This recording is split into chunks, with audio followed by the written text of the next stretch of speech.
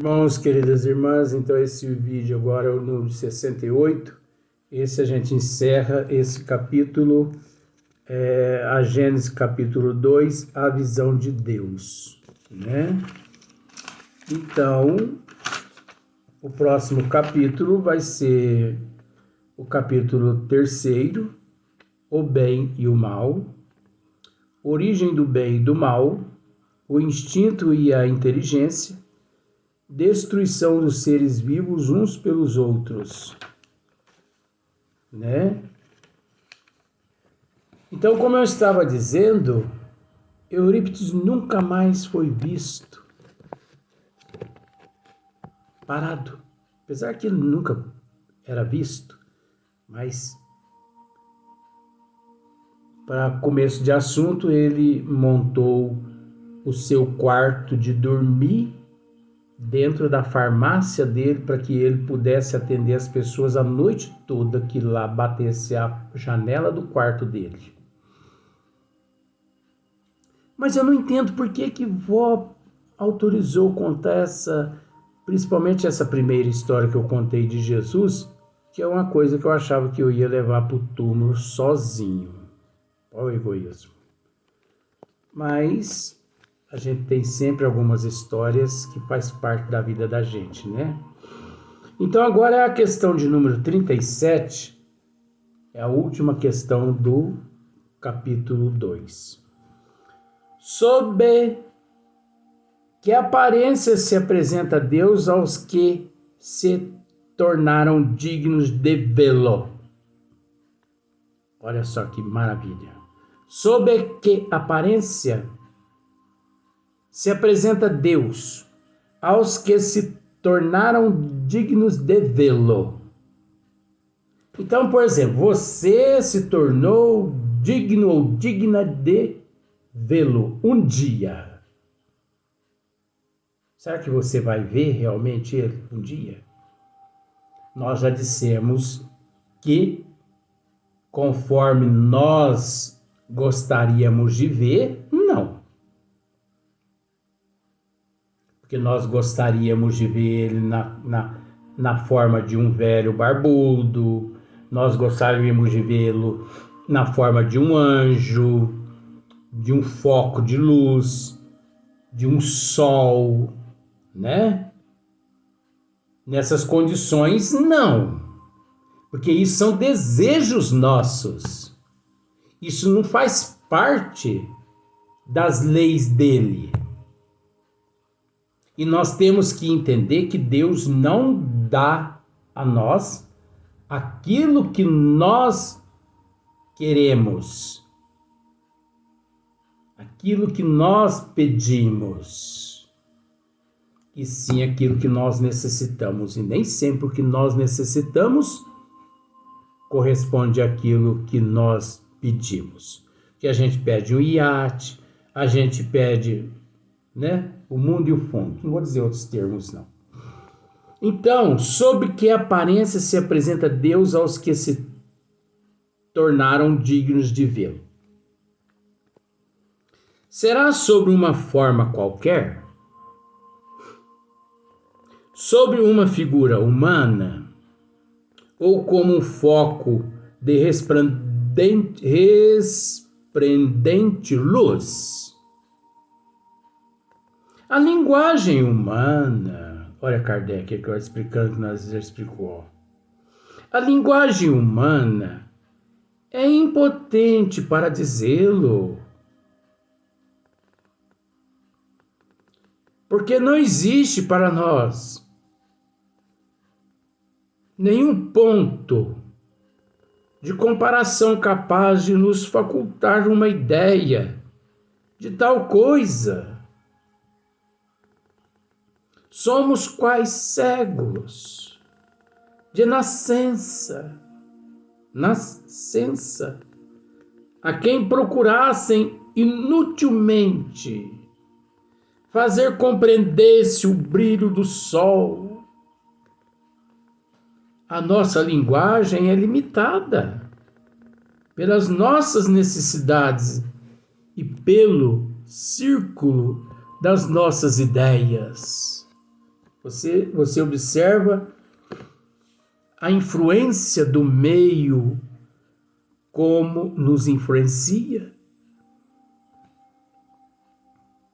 Você observa a quantos sistemas nós nos encontramos subjugados? Sistemas no sentido de que, devido à nossa precariedade evolutiva, vivemos subjugados a estas condições todas. Sei que até evoluir não é fácil se ver numas condições como estas. A dos selvagens não poderia descrever as maravilhas da civilização. Olha só para você ver. Vamos voltar. A nossa linguagem é limitada pelas nossas necessidades e pelo círculo das nossas ideias. A dos selvagens não poderiam descrever as maravilhas da civilização. Você entende isso aqui? Imagine só, se você chega lá no meio da mata, no meio de uma tribo de índios, e pergunta para eles assim: vocês conhecem o Museu do Louvre? Não, que isso? Vocês conhecem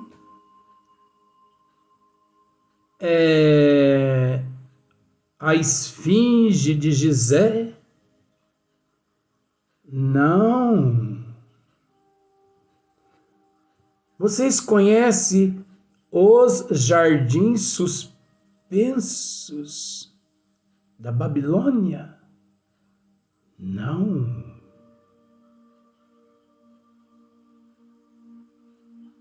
Pois bem, nós vamos montar um telão aqui e nós vamos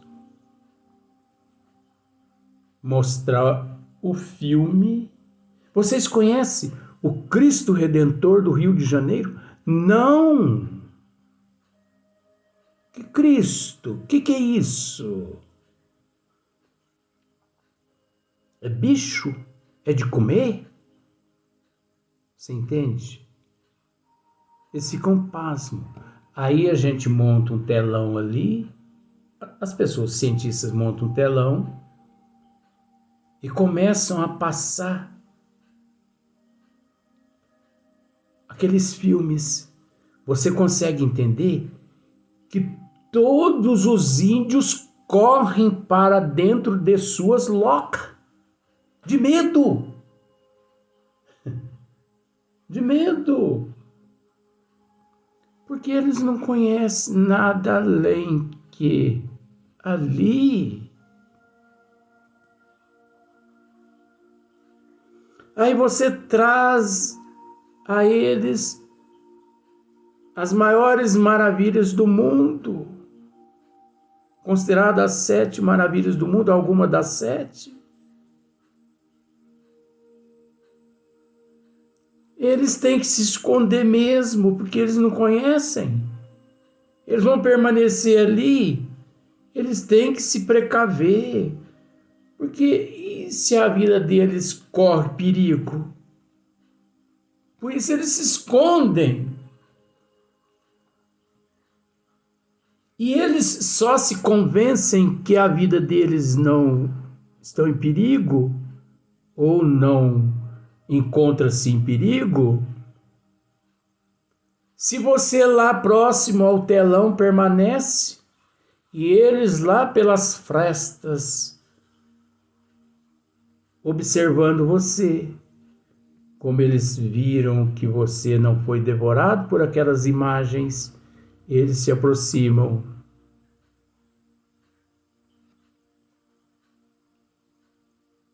Eles se aproximam e começam a fazer perguntas.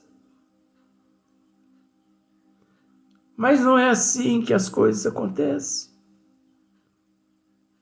É evolução. Quantas pessoas nos chegam e nos perguntam tantas coisas que prazerosamente nós temos o prazer de explicar que nós somos todos irmãos em processo de evolução.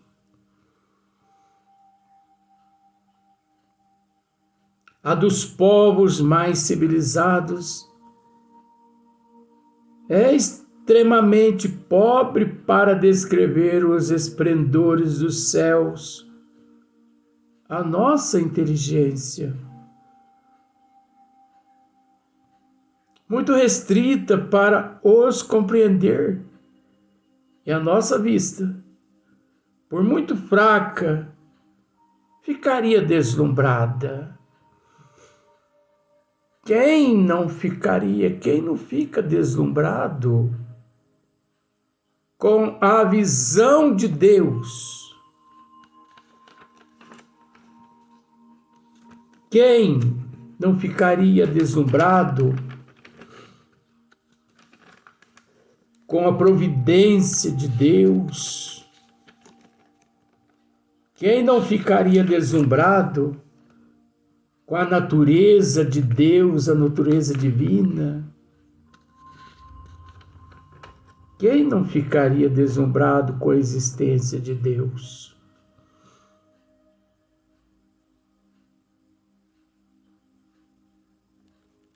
Mas é preciso, gente, se compenetrar e agradecer a Deus esse momento que conspira a nosso favor. Eu posso dizer uma coisa a você com todo respeito. Nós nunca estivemos tão bem na evolução desde quando nos desagregamos do Criador, tanto quanto agora. Esta existência é a existência. Teremos outras oportunidades? Teremos. Mas igual esta, nunca mais. Não percamos a oportunidade que estamos tendo de nos deslumbrar com tudo. Devemos nos esforçar. Devemos estudar. Quantas pessoas vemos na ociosidade que podiam buscar cursos e mais cursos de inglês. É tão bom aprender. Cursos de inglês, 1 ano de inglês, você praticamente fluentemente fala o inglês, o francês, o espanhol, o italiano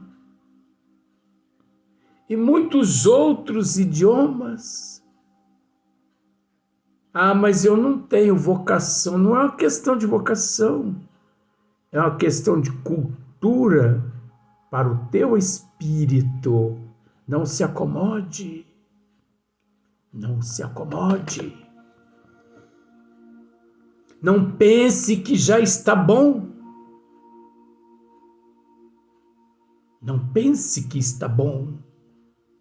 Vou usar esse termo com todo respeito, porque nós ainda não saímos nem do berço em questão de evolução.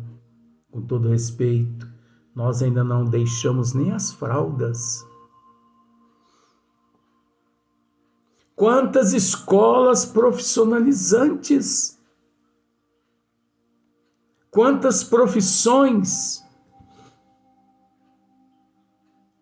quantas oportunidades, dizer que o governo não dá oportunidade às pessoas a se profissionalizar é assumir que são ignorantes, porque o governo dá oportunidade, não enxerga quem não quer.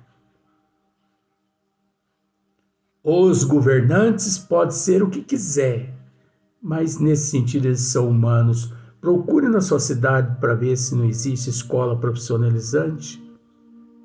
Procure para ver se não existe cursos de inglês, de português, francês, italiano. Mas para que aprender isso? Para que? O espírito necessita dessa cultura. Você pode não precisar, nesse exato momento que você se encontra, com a visão tapada. Mas nunca que é demais aquilo que amealhamos de bom, a cultura do espírito. E quantas pessoas de braços cruzados, sem fazer nada,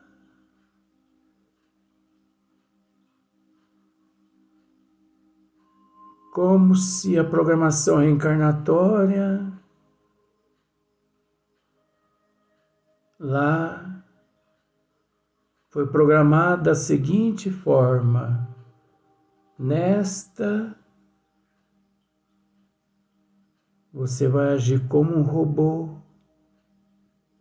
você vai comer, dormir e comer, comer e dormir. É onde vem o atrofiamento da inteligência, atrofia o raciocínio, o bom senso. É onde matam as formigas, é onde não enxerga os pássaros, é onde não enxerga a natureza de Deus. Porque como enxergar a magnanimidade se não consegue enxergar a si próprio? Se não conhece nem a si mesmo? Como conhecer Deus?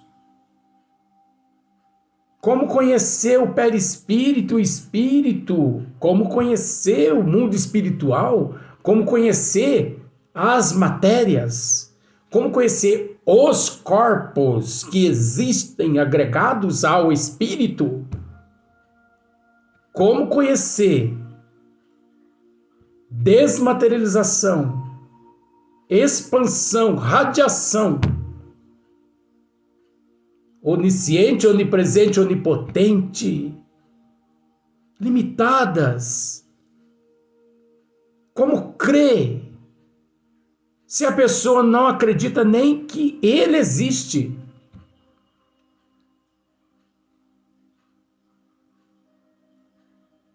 Sócrates bem lá definiu: conhece-te a ti mesmo. Mas são poucos que procuram conhecer a ti mesmo.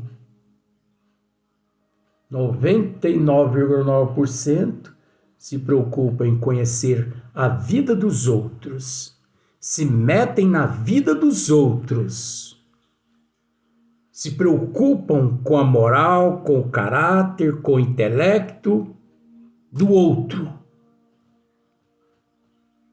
Com a dele, não. Com a dele, não. Ele é a pessoa perfeita que Deus colocou sobre a terra. Será que é mesmo? Para você ver a falta de autoevangelização leva à desevangelização. Capítulo número 2. Capítulo número 2. Existência de Deus. Tão simples esse capítulo. Tão simples que Kardec não precisaria ter perdido o tempo que ele perdeu elaborando essa matéria da natureza divina, a providência divina, a visão de Deus. Por que Kardec não precisaria perder tempo em elaborar essa matéria? Porque nós trazemos todo esse conteúdo no nosso eu com relação a Deus. Mas pelo fato de priorizarmos a porta larga, as ilusões, as fantasias, isso nos leva a um estado de cegueira e de petrificação de sentimentos, onde nos transformamos em monstros orgulhosos e egoístas, invejosos e ciumentos, que não conseguimos trabalhar esses outros monstros que são esses sentimentos baratos da falta de aceitação, de humildade, de resignação. É justamente por nós cultivarmos todos esses sentimentos que não prestam, que nós não conseguimos enxergar de que não havia necessidade de Hippolyte Léon Denis Rivail esmiuçar-nos o capítulo 2, principalmente, da Gênesis. Aliás, não havia necessidade de Hippolyte Léon Denis Rivail compilar a doutrina dos espíritos, porque a essência divina todos nós trazemos no nosso eu. E se relembrada por Hippolyte Léon Denis Rivail como sendo uma promessa do Cristo, porque o Cristo nos conhecia bem antes. Por isso ele sabia das nossas prioridades. E quais foram e quais são sempre as nossas prioridades? 90% da humanidade. Quais são as prioridades da humanidade? Fantasia, ilusão, porta larga.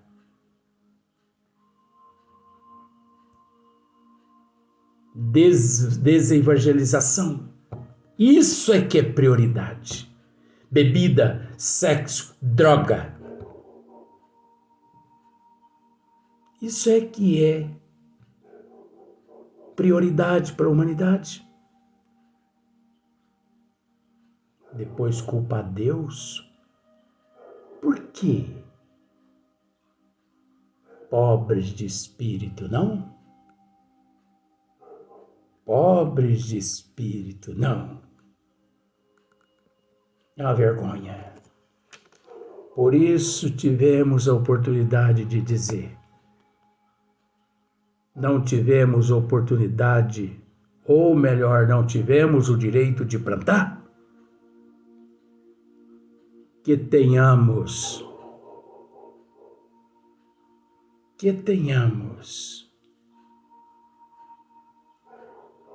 esse direito também, a responsabilidade de colher. Porque a colheita não é de ninguém. A colheita é de quem plantou. Tens consciências de que plantou? Tenho. Então colha com resignação, com aceitação, com humildade. Caso contrário, retornarás. na condição triplicado, onde a colheita será muito mais difícil do que essa simples prova e essa simples expiação a qual cada qual encontra-se inserido e a si mesmo ainda reclamando que tá difícil. Tá difícil o quê? Tá difícil o quê? Tudo conspira a favor. E ainda tens coragem de dizer que não está fácil? Na hora de lambuzar a boca com mel, lambuzaram. Na hora de introduzir a mão no pote de mel e colocá-la na boca sem raciocinar, todos nós metemos a mão no pote de mel e comemos. Mas depois que enjoa do mel, até o doce se transforma em fel, porque ele azeda. Então, da mesma forma que comeu mel, coma também o fel e não reclama.